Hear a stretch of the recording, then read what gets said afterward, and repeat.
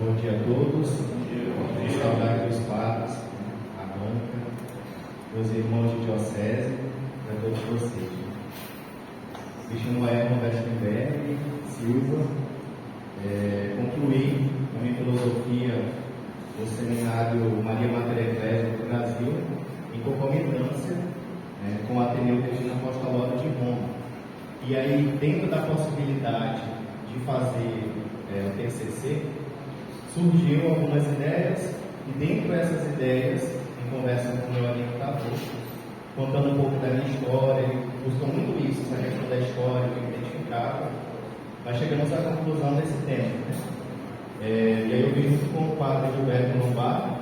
Ele é atualmente diretor, atualmente ele é professor de filosofia metafísica, e lá no Mater Ecclesia. Muito bem, os 3 estágios da existência humana, segundo Kierkegaard, na obra O Rei Leão. Como cheguei a esse tema? O que me motivou, o que me inspirou para que eu chegasse a essa temática? Primeiro, desde criança, eu sempre gostei muito de programas infantis, de modo especial da TV Cultura, TV Futura, onde sempre tinha algumas lições, tinha sempre algo para ser ensinado. Eu vim de escola pública e uma das coisas que os professores muitas vezes faziam era passar filme, tira uma lição desse filme, tem que ser filme traz lição. Minha inspiração, quando eu trabalho com jovens, quando tento evangelizar através da cultura pop, eu sempre busco referências no Ziraldo e no C.S. Lewis. Em 2019, no meu primeiro ano de filosofia, que eu estudei aqui mesmo, em Palmas, diante de alguma situação, tive a crise vocacional muito grande, e decidi sair do seminário, liguei a Padre Douglas, comuniquei, tudo, conversei com o Padre Edmilson, que era meu pároco de pastoral. Padre, aconteceu uma situação assim, eu não entrei no seminário para sofrer esse tipo de situação, eu não acho isso justo e tal. E realmente eu estava decidido a sair, mas sabia e sentia no coração o desejo de ser padre. E aí ele me questionou: você conhece Kierkegaard? Eu falei: não. Quem é aluno novo? Ele: não. É um filósofo. Eu falei: não, nunca ouvi falar. Aí você vai fazer o seguinte: você não vai embora, você vai ler uma obra chamada Diário de um Sedutor. Aí ele me deu a obra para ler. E você, daqui a um mês, vai voltar na pastoral, e a gente vai conversar para que você me explicasse o que você entendeu. Eu li, achei que tinha entendido, voltei: padre, eu entendi isso. Não é isso. Daqui a um mês você volta. E aí nisso ele conseguiu me segurar os 3 últimos meses que faltavam para as férias. Só que eu li Diário de um Sedutor, fiquei curioso para ler outra obra, depois li Temor e Tremor, e quando eu percebi, eu estava envolvido com o existencialismo de Kierkegaard. Então, quando foi para discernir com o padre Gilberto a respeito do tema, ficou mais fácil, porque já tinha esse direcionamento. Diante disso, dessa apresentação do Kierkegaard por meio do padre Edmilson, um dia eu estava assistindo o Rei Leão, e dentre uma cena e outra, um acontecimento ou outro na vida dos personagens em cima, de modo especial do Simba, eu identifiquei elementos próprios do Kierkegaard nas obras dele. E com isso eu falei: mas por que não? Isso daria um TCC. Ok.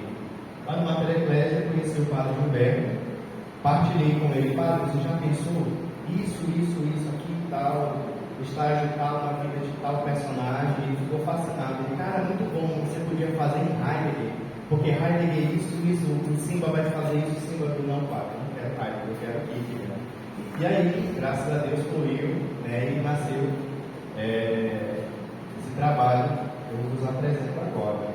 Então foi basicamente assim que eu consegui chegar a esse tema. Kierkegaard. Sobre Kierkegaard, ele nasceu em 5 de maio de 1813, em Copenhague, na Noruega. Nasceu de uma família pietista, que é uma corrente religiosa do luteranismo. Seu pai, Michael Bergerson Kierkegaard, era um homem muito religioso, que conduzia a família com rigidez moral muito obsessiva. Só um detalhe: basicamente toda a filosofia do Kierkegaard é baseada em suas próprias experiências de vida. A Após descobrir que seu pai abusou da empregada, Soren começa a entrar em um estilo de vida desregrado, né? E passa a ter uma vida entregue à boemia e se percebia constantemente angustiado. Em 1840, ele fica noivo de Regina Olsen, uma das principais personagens, que além de acompanhado na prolongação do luto durante os estudos, marcaria profundamente sua existência e sua obra literária. Em nota de diário, ele escreve: "Você é a minha rainha, a rainha do meu coração, escondida no âmago mais secreto, no meu âmago mais secreto." Mas, às vésperas de fazer o pedido de casamento, ele não consegue dar continuidade. Por que ele não casa com ela? Porque ele se percebe um infeliz e ele não quer que ela esteja envolvida nessa infelicidade, no turbilhão de emoções negativas que ele estava inserido. Kierkegaard falece em 11 de novembro de 1855 aos 42 anos. A causa da morte dele é indefinida. Tá?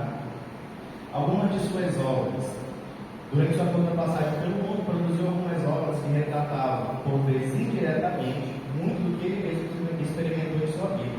E se utilizou de pseudônimos como Joane Clínicos, Nicolau Otávio e entre outros.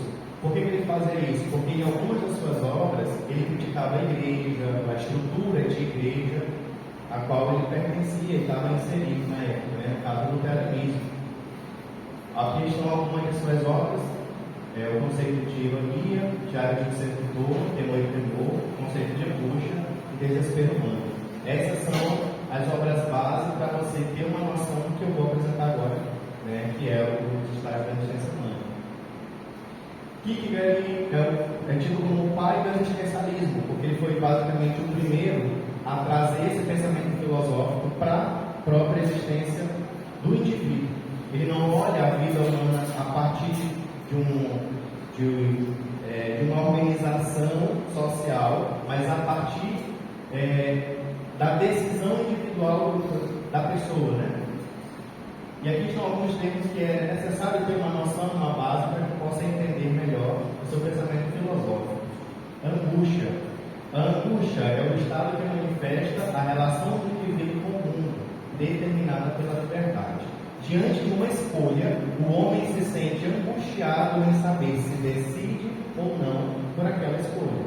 É como se estivesse diante de um precipício. E ele se sente angustiado, primeiro por ver que é um precipício, e segundo por perceber que existe nele a liberdade de pular ou não no precipício. O desespero, eu tenho um aspecto finito e infinito. Esse eu é a personalidade da pessoa. O eu sempre estará em evolução da existência. Não tem existência real, e não é senão o que será. Enquanto não consegue tornar-se ele próprio, o eu não é ele próprio, mas não ser ele próprio é o desespero. Aquele que não consegue ser aquilo que é, ele é uma pessoa desesperada, porque ele sempre, segundo Kierkegaard, no ser humano, existe essa busca por tornar-se quem o indivíduo é de fato. A existência como possibilidade. A vida não se trata somente de um bios que tem movimento. A vida do homem é existência, é a relação com o mundo e com as demais à sua volta. É no confronto com os possíveis que ela dá a sua singularidade, que ela torna-se singular. Nós somos indivíduos porque todos nós temos uma capacidade única de se relacionar com as outras pessoas, ainda que de forma igual, semelhante, por exemplo, todos nós nos relacionamos de forma única uns com os outros. Outro termo também importante é finito e infinito. Kierkegaard afirma que pode haver diversas personificações do desespero, que tem como meio o eu, sendo formado de finito e infinito, tendo como paralelo a liberdade, mas é a consciência que a determinará. Um ou outro aspecto ajudará nessa formação, que será a vontade. Quanto maior for a vontade, assim vai ser a consciência de si mesmo. Colocando como paralelo o infinito, percebe-se que o desespero é imaginário e mergulha em Deus. Então vamos perceber que o homem ele passa de um olhar para si, ele passa a olhar para o outro, e por fim, para se encontrar verdadeiramente e superar a sua angústia, volta para Deus, que Kierkegaard chama de absoluto. 3 estágios da existência humana são estético, ético e religioso. O indivíduo se constrói como um ser humano ao lidar com diversos fatores e acontecimentos que acabam por gerar uma sensação de angústia. A angústia é gerada pelas possibilidades de escolha frente ao desconhecido, relacionando-se consigo mesmo, com outras pessoas e com Deus. O estágio estético é o estágio do poeta, do artista, do músico, do sedutor. O sujeito se abandona na busca pelo prazer e é representado pela figura de Dom Juan, abandonado do imediato. O ético. Do estado ético, o homem ele submete-se ao bem moral e por si mesmo passa a viver sobre a moralidade. Trata-se não só mais do indivíduo que busca o prazer, mas o indivíduo que ordena sua vida em cumprimento do dever. No estágio estético, a meta é o prazer. Agora, no estado ético, a meta é o dever. É o provedor da família, é o pai. E o estágio religioso, que é o encontro dos sós. E a figura referência é Abraão. Para Kierkegaard, Abraão é o exemplo do homem perfeito, do homem que dá um salto de fé e encontra a Deus, abandonando as suas próprias convicções, abandonando o que os outros poderiam pensar dele em relação ao sacrifício de Isaac e confia plenamente em Deus. No estágio religioso, que ocorre a liberdade, pois o indivíduo não é mais escravo de seus instintos, desejos ou exigências sociais. Ele é livre, pois encontra a verdade, e na verdade ocorre a liberdade, quando ele encontra consigo mesmo naquele que o criou. O Rei Leão. Só uma curiosidade, né? O Rei Leão é o filme com maior arrecadação em bilheteria, somando mais de $1 bilhão entre as obras produzidas pela Disney. Ou seja, é um filme que basicamente muitas pessoas conhecem, muitas pessoas já devem ter assistido. Então fica fácil apresentar os estágios da existência humana a partir da ótica desse filme. Para quem ainda não assistiu, só um resumo do enredo da trama. Existe um lugar chamado Pedra do Reino, existe um reino, existe um rei chamado Mufasa. Ele cuida para que haja uma organização, uma ordem entre os animais. Ele tem um filho chamado Simba, que aí a história vai mostrando Simba desde pequenininho até quando ele está na sua início de juventude. O irmão de Mufasa, um outro leão, ele quer tomar para si o reino. Scar. Então ele dá um jeito de matar o rei legítimo. E com isso, colocar a culpa no filho, no Simba. Simba foge e nessa fuga ele encontra 2 animais, o suricato, e o javali, que é Timão e Pumba, e a partir disso ele tem uma vida totalmente diferente do que ele teria nas Pedras do Reino. Depois de um tempo ele retorna a Pedra do Reino para reivindicar o trono, que é dele mesmo por direito, e numa luta final com Scar, ele se torna verdadeiramente ali o Rei Leão. Mufasa, e aqui agora já entro nessa analogia, nessa comparação dos estágios com os personagens, com alguns desses personagens. Mufasa é o estágio ético, é a figura do homem ético, do pai amoroso e dedicado a nos zelar por sua família e em cumprir com as suas atribuições para com a sociedade, para com os súditos da Pedra do Reino, mesmo que isso lhe custe o seu precioso tempo, o seu descanso ou, em último caso, a vida. Scar, ele está no estágio estético. Scar, ao longo dos acontecimentos do filme, vai demonstrando-se um ser esteta, porque pelo apetite insaciável, pelo prazer, ignorando completamente as consequências daquilo que ele busca. Ainda que o indivíduo esteta não seja um vilão, nesse caso, o comportamento análogo ao estágio estético se manifesta nos atos de vilania desse personagem. A busca do prazer dele se manifesta na maldade que ele produz, e ele vai repetir, mesmo quando ele se torna o rei das pedras da Pedra do Rei. Aqui temos os personagens de Timão e Pumba, né? Timão é um suricato, tem como característica principal o seu egocentrismo. Faz dupla com o Pumão, ou melhor, com Pumba, seu melhor amigo, e são responsáveis por salvar Simba e apresentar um novo estilo de vida chamado Hakuna Matata. É uma figura ideal, assim como Pumba, para representar o estilo de vida estético, pois são indivíduos que levam a vida pautada na busca do prazer imediato.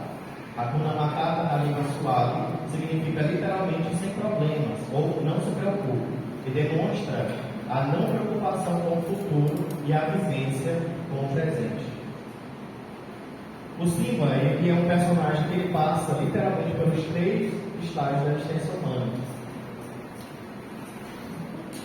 O estágio estético, né? Aqui 2 imagens que representam 2 momentos onde é possível perceber essa manifestação do estado estético na vida do Simba. Quando ele canta, né, que ele quer ser rei. Por que ele quer ser rei? Para ser melhor do que os outros. Por que ele quer ser rei? Para mostrar que ele é mais corajoso, para mostrar que ele pode, que ele não precisa de ninguém comandando ele. E também aqui, quando ele se coloca em perigo pelo prazer. Quando ele até leva uma outra personagem chamada Nala com ele, e ele não liga para o perigo, não liga para as consequências dos seus atos. Durante toda a sua infância, até por ser uma criança, Simba está todo instante buscando situações que lhe tragam prazeres imediatos. Muitas vezes leva em conta os sentimentos dos outros personagens. Sua meta é ser grande, reconhecido, quer provar a todo custo que é superior ao que realmente é, crendo que pode fazer tudo o que quiser, sem medir as consequências. É uma atitude marcante do indivíduo estético que busca o prazer pelo prazer. Simba no estado ético. E aqui no estado ético é possível fazer um paralelo, uma aproximação entre o indivíduo homem, ser humano, no estado ético e como ele vive esse estado ético, como esse estado ético se manifesta na vida do Simba quando ele está convivendo com Timão e Pumba. Ainda que Timão e Pumba estejam no estado estético, a partir do momento que Simba ele abre mão de ser aquilo que ele é e se torna, de certo modo, até uma espécie de provedor de alimento, em alguns cortes, algumas cenas do filme, é possível ver ele quebrando os termiteiros, né, para tirar alguns cupins, os bichos que tem dentro, para que os outros animais possam comer. Isso é uma manifestação clara de que ele abriu mão de si em prol do outro, né, dos outros. Na trama anterior Hakuna Matata, Simba abre mão do seu eu pessoal para abraçar o norte da vida social que ele enquadraria no estado estético, ao mesmo tempo que vive, tanto quanto antes, o prazer do dia a dia sem ter planos futuros, o que é evidentemente uma característica do estado do indivíduo esteta. O estilo Hakuna Matata é um estilo esteta, mas a ação do Simba é uma ação ética. Por fim, o estado religioso, né? Simba ele passa o estado religioso basicamente nessas 2 cenas, né? Quando ele se enxerga na figura do Pai e também quando ele ouve do próprio Pai do céu, né, essa fala, né? Como eu posso voltar? Não sei mais quem eu sou, não sou mais quem eu fui. E aí, né, aqui o personagem, né, o Fasa lá do céu vai responder: lembre-se de quem você é. O homem só é quem ele é, como fala o estado religioso, quando ele encontra o seu Criador, quando ele encontra Deus. Porque Deus o criou, logo o homem só se encontra quando ele encontra com o seu Criador. A passagem de Simba para o que podemos considerar analogamente o estado religioso se dá nos momentos finais do enredo contado em Rei Leão. Diante das consequências do seu nada, Simba se abre a todas as possibilidades existenciais. Já não está preso ao estilo de vida proposto por Timão e Pumba, e aí ele salta para o infinito, salta para o absoluto, daquilo que ele pode ser, não de uma forma racional ou movido por terceiros. Sua singularidade é espelhada naquilo que é. E aí ocorre literalmente no filme de 1994, um momento onde ele fica pendurado no penhasco, nessa pedra aqui, no final do filme, ele fica pendurado, E Scar, o seu tio, está com as garras presas na garra dele, e assim como Scar mata o pai de Simba, ele basicamente vai fazer a mesma coisa, matar o pai da mesma forma que matou, matar o filho da mesma forma que matou o pai. O que acontece? Nesse momento, Simba, ele já não tem mais como confiar nas suas próprias forças, ele já não tem mais o apoio dos amigos, então nesse momento resta a ele dar, e analogamente, esse salto na fé, onde ele verdadeiramente ele salta, e o filme de 94 mostra esse salto, e a partir desse salto, ele já pula, tendo essa plena consciência de que ele é o Rei Leão, ele é o filho de Mufasa, e ele naquele momento se torna aquilo que ele deveria ser. E aí ele vence Scar e retoma o seu direito nas terras do reino. Considerações finais da filosofia de Kierkegaard pode ser encontrada e comprovada mais de 140 anos depois da sua morte, não sendo, portanto, mero fruto de sua imaginação. Os estágios de verdade têm fundamento na realidade da experiência humana universal. E o grande objetivo desse meu trabalho é auxiliar os professores de filosofia, ou até mesmo nós, a levarmos a filosofia para as outras pessoas de uma forma mais útil, de uma forma através da